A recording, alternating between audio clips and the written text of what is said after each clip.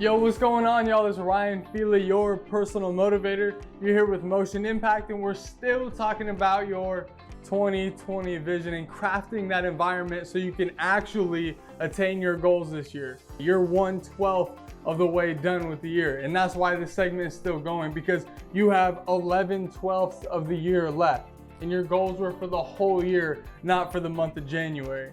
So we're gonna continue building on last week's message of the diet, but instead of talking about what you're putting in your mouth, we're gonna be talking about what you're exerting with that energy. We're gonna be talking about exercise and activity. In the description down below, there'll be a small PDF link that'll take you to a short page that will help you outline just a few things to get a little bit more activity this year. And if you haven't already, watch that previous video. But without further ado, let's talk about getting some exercise.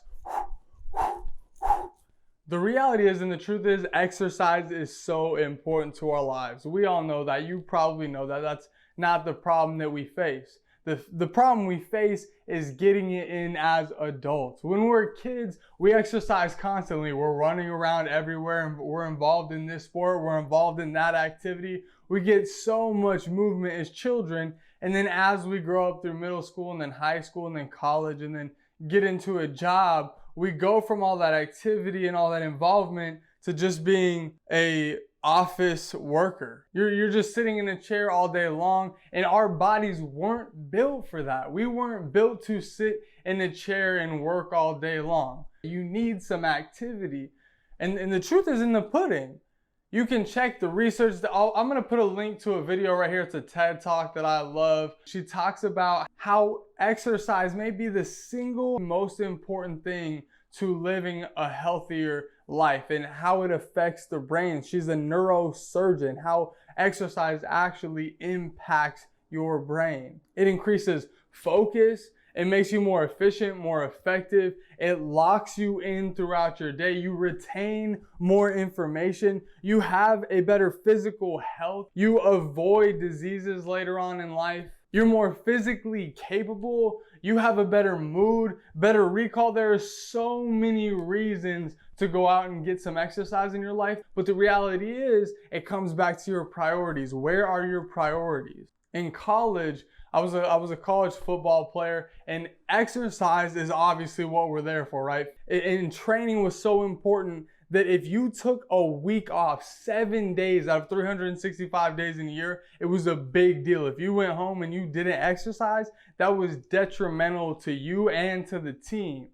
Now, I'm not telling you need to take 365 days and cram exercise in every single day, but what the neurosurgeon in the video that I'm talking about says is that you need to get at least 30 minutes of exercise 4 times a week. So 4 days, 30 minutes of exercise. That's the bare minimum. What I'm challenging you to do is get at least 5 days of 30 minutes of exercise. And 2 of those days, you can choose to do whatever you want. 2 of those days are probably your weekend where you have a lot more time. If you like to go hiking, go hiking. If you like to swim, go swimming. If you like to play sports, go do that. And I'm gonna help you outline some times that you can get a little bit more exercise in, because the calendar seems to be against you. Let's break it down. The first one is while others are asleep. Yeah, while others are asleep, you can be getting your physical exercise. And what this usually looks like is either early mornings or late nights. And we're talking about a half an hour, right? In the morning, I like to do it in the morning, so I'm a little bit biased. But if you're a night type of person, do it in the night.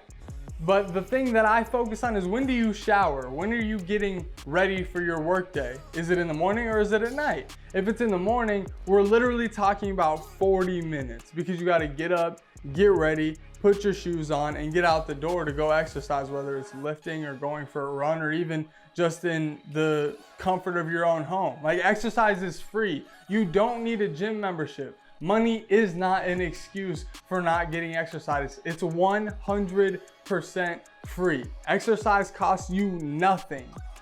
Get it in your home, get it on the sidewalk, wherever you can get it, at the local park. But if you get up 40 minutes earlier, I'm not telling you need to drastically cut your sleeping, but we're talking about 40 minutes. Get up 40 minutes earlier, lay your clothes out the night before that you're gonna use when you exercise in the morning, set them right next to your shoes so everything's in the same place. Then you can change, you can get on, you can get out the door in 10 minutes. That gives you a half an hour to exercise, and then you're gonna come back and shower and get ready anyways, so it's not like you have to waste that time later on in the day. Whereas if you work out in the afternoon, you're probably going to shower and get ready again, so that's another 20-30 minutes that you have to spend throughout your day. Get it right in the morning or at night. If you shower at night before you go to bed, even if you have kids, if you have a family, if you've got a later job, whatever your excuse is, you can carve out 40 minutes in the evening. If you're a night owl, you can carve out the last 40 minutes of your night and devote it to exercising. Get your exercise in, come home, shower, get ready, and then go to bed. If you shower before bed, there's no excuse. Get it while others are asleep. That's one of my favorite things. When I'm running at 5:30, 6 a.m., it's dark outside and I'm running through all these neighborhoods and these houses, and I'm looking at the houses thinking to myself, this could be you. You could be out here exercising. I don't know what your life looks like. I don't know what you're doing, but all the lights are off and it's dark in your house. So I know the only thing keeping you from this is sleep. And we all need sleep, it's super important, but you can carve out 40 minutes to get it done. Okay, that's enough, While other people are asleep, that's the first one. 2, lunch, your lunch break. You get an allotted lunch break while you're at work, whether it's during lunch or it's a dinner time or a breakfast, depending on your hours at work. But take that time and go exercise instead of eating. Now, I'm not telling you to skip lunch, but for most jobs and for those of you who can, take your lunch at your desk. Just a couple days a week. You don't need to do this every day. You don't need to completely become antisocial because you're exercising instead of going out to lunch with your friends or meeting with a few people. But take a few days a week to go exercise instead of going to lunch. It's a perfectly allotted time for that. If you get an hour especially, that gives you 45 minutes of good solid time to get your exercise in. And then go eat your lunch at your desk afterward. And number three is chopping it up into smaller segments. But if you're like, yo, I don't want to go for a whole lunch to exercise at least 5 days a week, then do it during your break times. You're probably allotted 1 or 2 breaks a day, and you could go for a stroll, go for a walk, get some lunges in. You could do some stretching while you're walking. I used to see people, usually in Asian culture when we were in Australia, because their body is a temple to them for real, they would be out in the morning just doing exercises and walking like this, stretching and throwing their arms around, and they go to the park and just stretch out while they're hanging out with their friends at the same time. So you're getting the social aspect of it while you're getting a small exercise, an aerobic exercise in. So take those breaks. People find time and make time to go out and smoke constantly. You can make time to go out and take a small walk, to do a few exercises, and to just get the body right a little bit. 15-30 minutes a day, you're right at your mark. And number 4, it's kind of along those same lines. It's intertwining it in work. Now this one is one that you almost can't argue your way out of. Take a few minutes every hour. Take 60 seconds to do air squats, 60 seconds to do push-ups, and 60 seconds to do calf raises. If you do that every hour throughout the day, you're gonna have 3 times 8, that's 24 minutes of exercise right there, boom. And if you add a third one, you're over your mark and you're at 32 minutes. And the only thing that's going to keep you from doing this is the judgment of people around you. You get what I'm saying? Is what they're thinking of you, the person next to you, the office next to you, that cubicle next to you. Those people are going to keep you from getting your exercise in. It's 4 minutes every hour. And a lot of desks now have the capability to raise up and go down, especially if you're in a big office. So get your exercise in while you're standing right there. Just do 60 seconds of squats while you're on the call. And if somebody's judging you down the way, remember they got their own problems they got to deal with. They got their own stuff. They're just judging you because you're doing something that doesn't fit the status quo. Stop fitting the status quo. Our bodies aren't made to be in that type of environment. It's only the status quo because money has become the status quo. Get your physical health in. It matters. Your life matters. Your physical health matters. Bump whatever they got to say. The importance here is consistency. Make sure you stay consistent with it throughout the day. Set an alarm on your watch. Set an alarm on your phone so every hour it reminds you, okay, bang, now I gotta hit my 4 minutes. Or I gotta hit my 60 seconds, and then in 15 minutes I gotta hit another 60 seconds. It will probably become infectious to the people around you. Take short mini breaks throughout the day and intertwine it with your work. That's number 4. And number 5 is what I was talking about earlier. It's your weekends.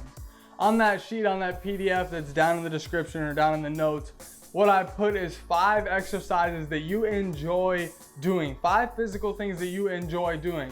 Exercise doesn't have to just be a chore. Exercise can be something you enjoy doing as well. And on the weekends, you have a lot more time for yourself to decide what you want to do with it, right? So if on your list of 5, you like to go hiking, or you like to mountain bike, you like to snowboard, you like to play basketball, you like to play flag football if you can, whatever your 5 look like, you've now got a list that you can put into your weekend. The weekend's only 2 days, but we have a lot of seasons. Maybe some of your physical activities are good in the winter, maybe some of them are good in the summer.